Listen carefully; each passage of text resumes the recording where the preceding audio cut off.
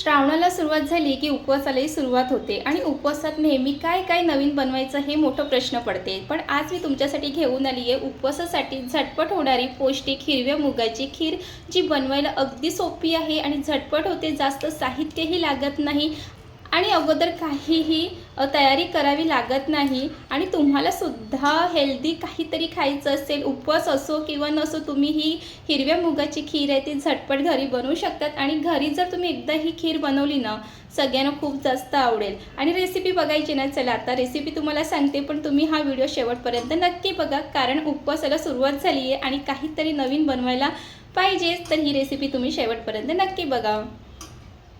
तर हे हिरवे मूग आहे आणि हिरवे मूग आहे ते पाण्यात नाही भिजवले तरी पण चालेल। आणि तुम्हाला जर उपवासामध्ये ना असं झटपट काही बनवायचं असेल ना, तर तुम्ही हिरव्या मुगाची ना मस्त अशी ही खीर बनवू शकतात आणि चवीला पण खूप छान लागते। जर तुम्हाला आधी भिजवायचं असेल तर तुम्ही 10 मिनिटं आधीही भिजवून ठेवू शकतात आणि नाही भिजवलं ना तरी पण चालेल।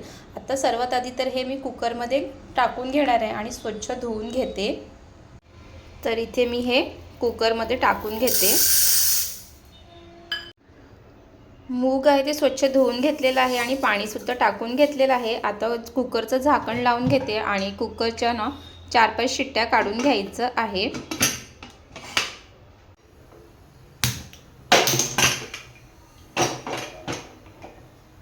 तर आता कुकरच्या 4-5 शिट्ट्या येऊ द्या, नंतर मग कुकरचं झाकण उघडून बघूया।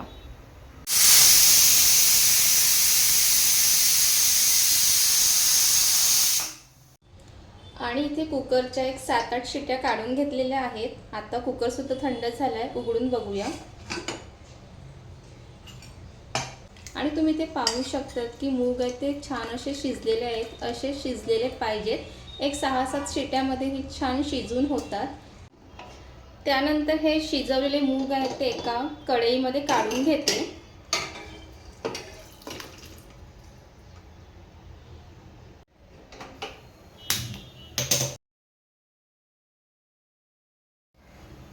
त्यानंतर ह्यामध्ये घालून घ्यायचे दूध।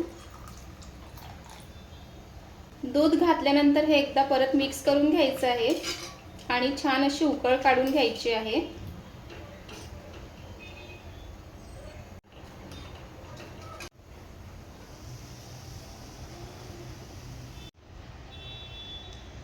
आणि इथे छान अशी एक उकळ यायला सुरुवात झालेली आहे।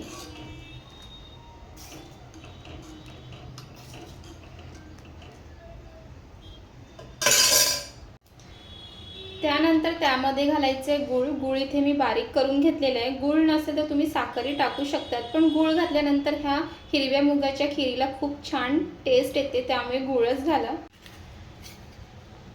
तर ह्यामध्ये गूळ घालून घेते। तुम्हाला खीर जितकी गोड हवी आहे त्याप्रमाणे त्यामध्ये गूळ साखर घालून घ्या।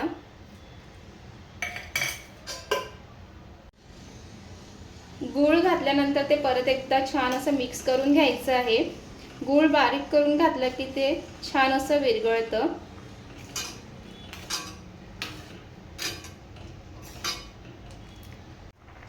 शेवटी घालून घ्यायचे वेलची पूड। वेलची पूड घातल्यामुळे या हिरव्या मुगाच्या खीरीला छान असं सुगंधही येतो आणि खाताना चव पण भारी लागते। ते एकदा मिक्स करून घ्यायचं आहे। आणि ही जी हिरव्या मुगाची खीर आहे ना, अगदी एक 10-15 मिनिटांमध्ये बनवून तयार होते। ह्याच्यासाठी काहीही अगोदरपासून काहीही म्हणजे तयारी करावी लागत नाही, झटपट होते। आणि हिरवे मूग तर आपल्या आरोग्यासाठी किती हेल्दी आहे हे तुम्हाला कळू शकतात।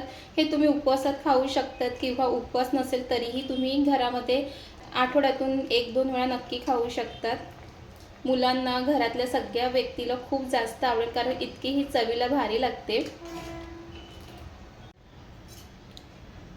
आणि इथे ही हिरव्या मुगाची खीर आहे ती बनवून तयार झालेली आहे। ही जशी थंड होत जाईल ना तशी ही अजून घट्ट होत जाते। तर तुम्हाला ही खीर घट्ट जाड जशी ठेवायची ना तशी तुम्ही ठेवू शकतात, पण चवीला खूप भारी लागते। तुम्ही सुद्धा एकदा नक्की ट्राय करा आणि तुम्ही जर घरीही बनवत असाल ना तर मला नक्की कमेंटमध्ये सांगा। मस्त गरमागरम खीर आहे ती आता मी बाउलमध्ये काढून घेते।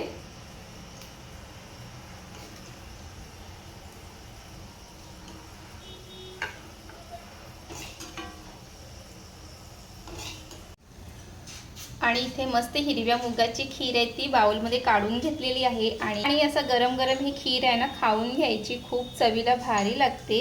आणि तुमच्याकडे ही खीर खातात का उपवासामध्ये हे नक्कीच मला कमेंटमध्ये सांगा। चला आता मी मस्त गरम गरम हे खाऊन घेते। आणि तुम्हाला उपवासासाठी हिरव्या मुगाची खीरची रेसिपी आवडली असेल तर लाईक करा, कमेंट करा, शेअर करायला विसरू नका।